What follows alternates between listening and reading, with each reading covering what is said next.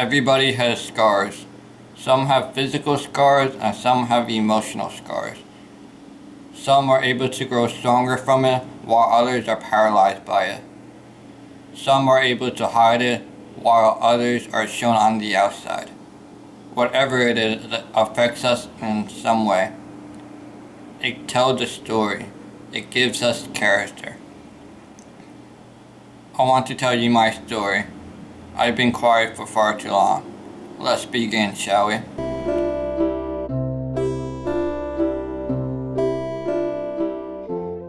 "9:28 a.m. It was a cold wintry morning the day I was born. The doctors and my parents were expecting a healthy baby. There were no signs of abnormalities during the pregnancy.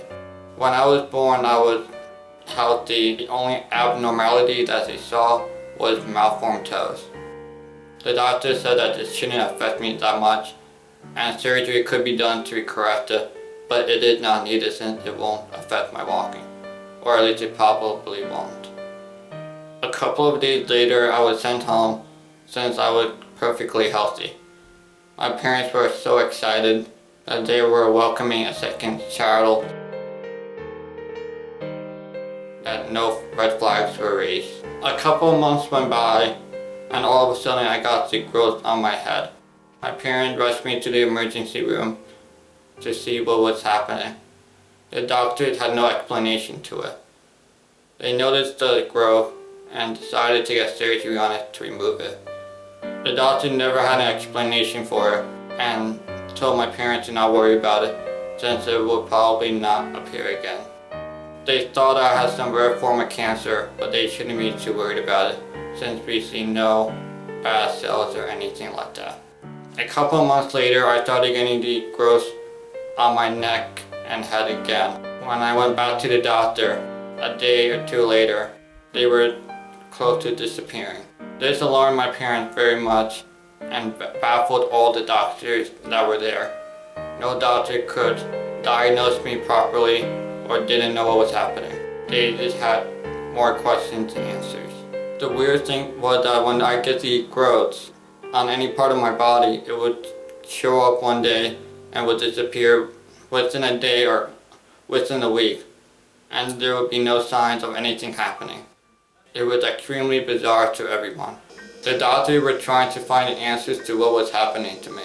They strongly suggested that I go get chemotherapy to kill off the cells and see if that would help. The day that I was supposed to get chemotherapy, I got chickenpox. They didn't do anything to me since I had chickenpox, so they sent me home. Later, we look back saying that they could have saved tons and tons of damage to my body. When the doctors were trying to diagnose me with whatever they could find, my parents weren't happy with the answer just because it wasn't matching the symptoms I was having. So my father had this hunch that it was something more bizarre and maybe even more rare than what they could find. There are thousands of diseases in the world, and it could be any one of them. Every night afterward, my dad would go to the bookstore and try to narrow down to some diseases and see what symptoms match my symptoms the most. This was before the internet, so my dad couldn't just type in the symptoms in a Google search and it would pop up in the first line. My dad had to slowly look at each disease and each symptoms and see what matched. A couple months later, he narrowed it down to a couple diseases and went to a geneticist. As it turned out, my father was the one that diagnosed me. No one thought it was true because how rare it was. The biggest indicator was having a malformed toes. So many doctors seen it, the doctors shooed it away, thinking it was not related to my disease. If the doctors found out from the beginning that it was FOP, some damage may have been reversed, but we will never know. Now since it was official that I had this disease, where do we go from here? There's so many more questions that needed to be answered. Like I said, there was no internet, so it was very hard to reach people. It was so rare that it was very hard just to find another person with the same disease. In 1992, there was a man named Dr. Kaplan. He started doing research for the disease. They started studying the disease because they were so perplexed by it. Before then, there was nothing. No one doing research. No one thought it was worth their time doing this since it was so rare. So my parents went there to talk to him. He was the only one that had answers and the most relevant information at the time. Dr. Kaplan is a very kind and compassionate person. He sat down with my parents and treated them like family. He got to know each one of us as he was a family member. He told us calmly, but he told us the truth of what was happening. I would get these things called flare-ups, and in each of the cases he studied, it affected everyone differently. There are some people who are able to walk fine. There are some people who are unable to walk. There are some people who can't sit, and vice versa. There's such a wide range of how the disease progresses on a person. There are some people who are not affected by the disease until that they're like 18, but that's even rarer. Most people are affected at birth, and it progresses all the way into their death. He told them the truth that he did not know what to expect. He told them all the variables that could happen, but the hardest part was telling him that there was nothing he or any doctor in the world could do. Every flare-up that would happen, we didn't know how it was going to affect the person. Some flare-ups I had would not affect me at all, and some would impact the rest of my life. While my parents were happy to meet him, but also upset about the news because they didn't know what their son's future could hold. My parents had to deal with the difficult decision to either put me in a bubble and try to protect me from all things, or let me have a childhood and let the body just take over.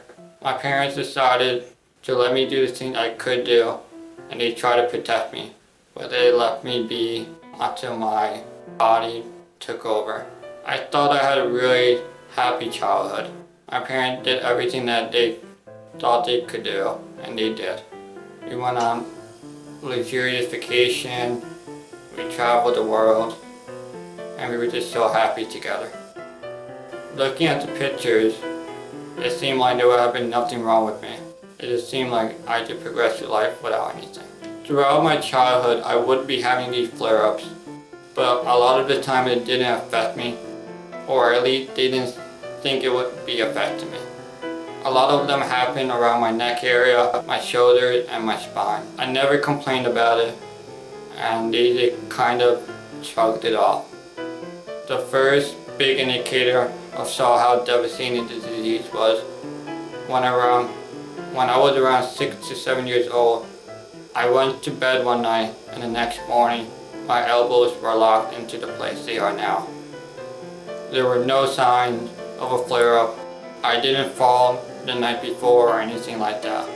I went to bed and woke up with my arms locked. I don't know how I was thinking of that age, but I went down to the kitchen table to eat since I was hungry. My parents were so worried and were trying to do anything they can to reverse the damage, but the damage was done. It was the first glimpse of what my future could hold. Within a sleep, my limb could lock into place. At that time, I didn't know what was happening. I was just hungry and wanted to eat food. I didn't realize how different I was until I got older. Having my arms locked up didn't affect my life in any way. We still went on vacation, and we still did what we wanted to do as a family. We all loved each other and we were there for each other. When my parents were awaiting the results from the geneticist, they were in a room which had a one-way mirror looking into another room which was a child's playroom. I was in that room alone. There were toys and a big chalkboard with different colored chalk. When the doctor was diagnosing me officially, I don't know why, but I decided to draw a giant rainbow. When they saw me drawing the giant rainbow, they knew that was going to be something special. They didn't know how or why, but they knew something was going to be special about me.